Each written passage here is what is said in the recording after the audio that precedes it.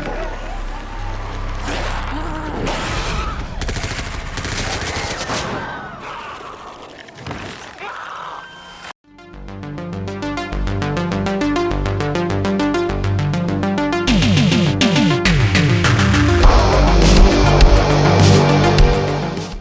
are talking about ZIAM from 2025, and this is a Thai zombie action movie. Think The Raid meets 28 Days Later. ZIAM is actually the name of our main character, our protagonist, our hero. What's the story? Well, it takes place in a world which has been ravaged by climate change. So it's effectively a kind of a post-apocalyptic state of affairs, but nothing to do with zombies at this point. And Thailand is one of the few countries that has some semblance of a working civilization still, albeit it's somewhat dystopian, you might say. And this is because of the way it's managing its food, but there is still sort of famine and everything like that. It's just better than everywhere else. And it focuses on ZIAM, who is a kind of courier to try and defend shipments of food, and he has a girlfriend who is a doctor who is working at this particular hospital. And the reason why Thailand has done so well comparatively is because its reliance on fish, basically. Anyway, but some of this fish might be a little bit off, as it seems to be turning people into zombies, primarily starting in this kind of hospital where ZIAM's girlfriend works, and we get a kind of infection breakout, and ZIAM has to go in there, rescue his girlfriend if he can, along with anyone else. But the guy who's, you know, the head of this kind of food corporation is also in this hospital. And because these zombies come from a fish derivative, you might say, they have a special effect if they get wet. What will happen? You'll have to watch the movie and find out. So let's talk about it. So The Raid meets 28 Days Later is the easiest kind of elevator pitch of this one.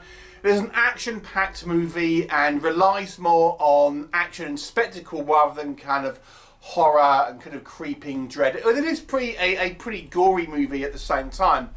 Let's talk about a little bit more detail, I think, what works in this film. I think the production value here looks pretty impressive. There's loads of extras. This doesn't look like a kind of a cheapy indie kind of zombie film. The kind of the set decoration, especially the location shooting, and this kind of like you know, desecrated world where all of this kind of chaos is happening, made worse by this kind of emergence of these zombies.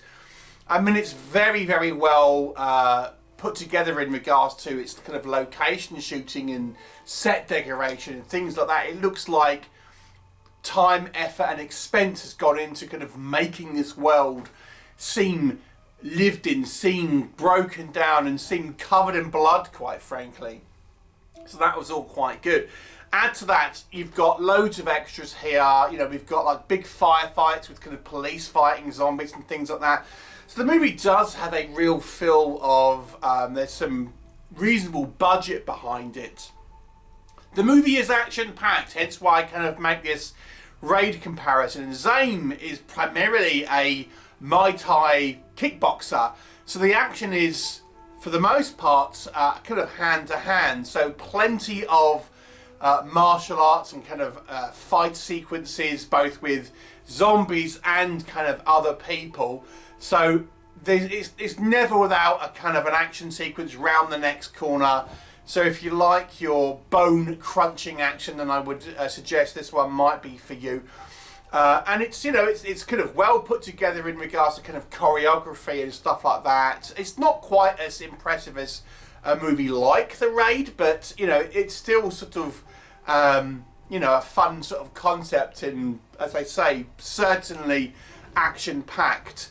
The makeup of the zombies is impressive. You know, they get infected, but they kind of almost mutate. It's not just a case of they look decayed. It's they sort of mutate into more monstrous forms. And as I've mentioned, once they get wet, they kind of mutate further, I guess, to try and tie in this fish kind of style origin, I suppose, which is never really sort of mega explained or anything like that, but just go with it, I suppose. But yeah, the actual practical VFX is strong. There is plenty of gore here. It's not like shocking gore because the movie is somewhat exaggerated. The gore is strong, but at the same time sort of cartoonish. But there's plenty of it, and I would say it looks effective and realistic in the context of the kind of the tone of the movie that it's trying to kind of put across here. Like I said, fairly gory, but it's not something I think which is going to be too shocking for the super squeamish, if that makes sense. If you've watched things like The Evil Dead, it's kind of along that lines, if you know what I mean, obviously at a higher budget. But yeah, it's certainly it all ties into the kind of the production value here. You've got a very sort of you know, strong protagonist here who's like definitely the good guy. He's rescuing kids. He's going after his girlfriend. You know, so a very sort of altruistic good guy to kind of get behind, and an interesting setup where we have this already, you know, apocalypse with, you know, climate change and stuff in the background, which is the setting really doesn't really go too much into that, but nonetheless it's an interesting idea here. So you've got double the trouble. And there's some interesting elements of the way the government want to kind of respond and kind of quarantine this area. The fact that these zombies sort of mutate into a further sort of, you know, evolution, so to speak, is an interesting idea. And like I said, it's wall-to-wall action. If you just want a full-on action movie, then maybe this would be the one for you. What doesn't work in this movie, I think it sacrifices action over characters. So we don't really get much in the way of fleshed out characters here. We've got an altruistic good guy.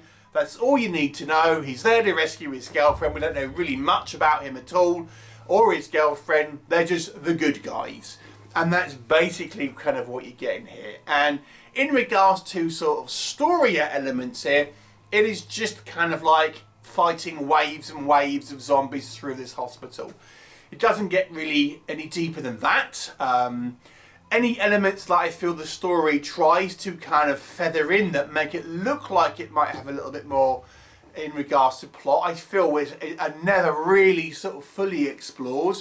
Like this this guy who's kind of bringing this kind of fish products into you know, Thailand. You know, it's like, you know, is he kind of a bad guy? Is he sort of like looking after himself? It's sort of touched upon but never really expanded upon.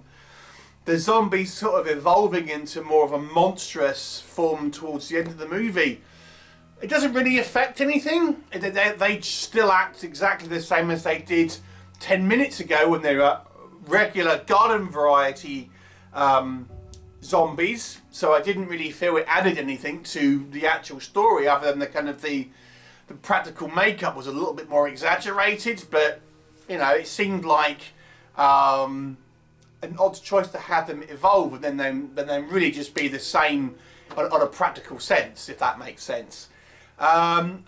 Yes, I mean it's action packed. One of the things I will say with the action is it's super edited, very sort of quick edits. You don't really feel like you're kind of ever getting a good look where the camera's kind of like panning back and you sort of see like a good view of everything. It always feels like it's very sort of choppy editing, so you're kind of getting quick cuts, close-ups and stuff. So although the choreography looks pretty good, I think it is undercut by some of these kind of stylistic choices that seem to be with the camera sort of flying all over the place and these sort of quick edits. It sort of makes for some stylistic choices, I suppose, but at the same time you never really feel like you can get a good look at the action to a degree.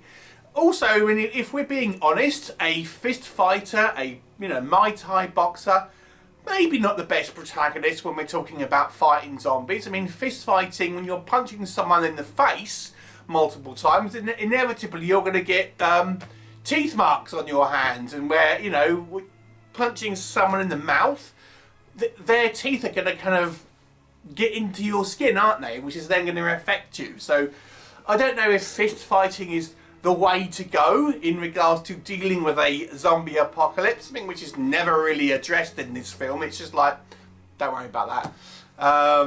Maybe that's a little bit of a nitpicky thing, but it struck me as like, you know, use a weapon. I mean, it does sometimes, but a lot of the time it's just fist fighting. Anyway, so yeah, it's somewhat of a kind of brainless movie to a large degree, and you know, but it's an enjoyable, just for a kind of a visceral action movie. It doesn't have much in the way of sort of plot or anything like that, or sort of characters. But if you just want a, you know, an over-the-top action zombie film, then, you know, it's certainly an entertaining one, and it's never short of an action sequence. I would say because of that, this movie does give you some entertainment value. It's not something which has got a huge amount of flesh on the bones, so to speak, but I'll give it a 6 out of 10. Have you seen it? What did you think? Leave me a comment and I shall look forward to seeing you next time. Bye for now.